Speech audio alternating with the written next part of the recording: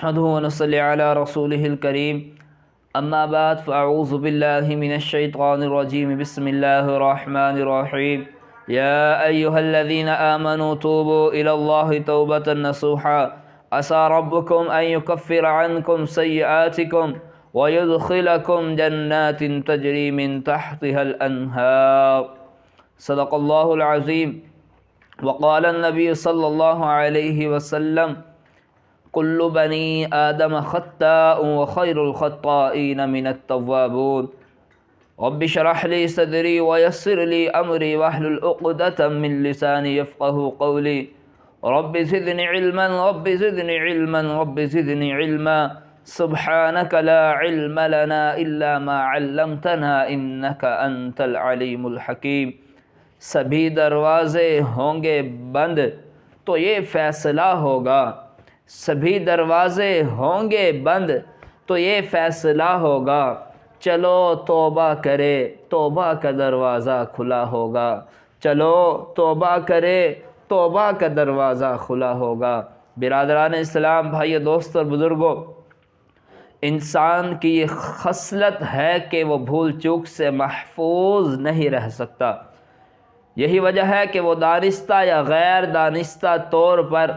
گناہ کا ارتکاب کر بیٹھتا ہے، گناہ کر بیٹھتا ہے۔ لیکن بہترین انسان وہ ہے کہ جسے گناہ کرنے کے بعد اپنی غلطی کا احساس ہو جائے کہ اس سے غلطی ہو گئی ہے، اور اگر اس نے اس غلطی کی توبہ نہ کی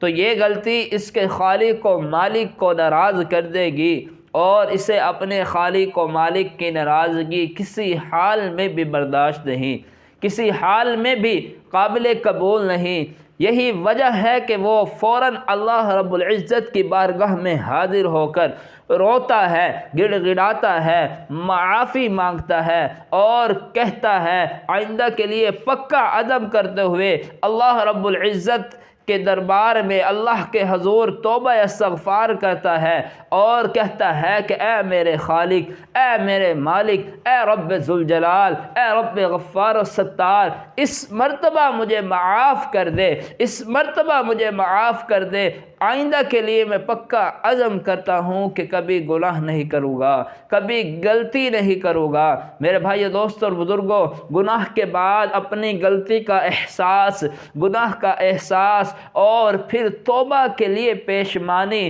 اور ندامت پر مبنی عمل، یہ ایک خوش نصیب انسان ہی کے حصے میں آتا ہے، جبکہ اس جہان میں کئی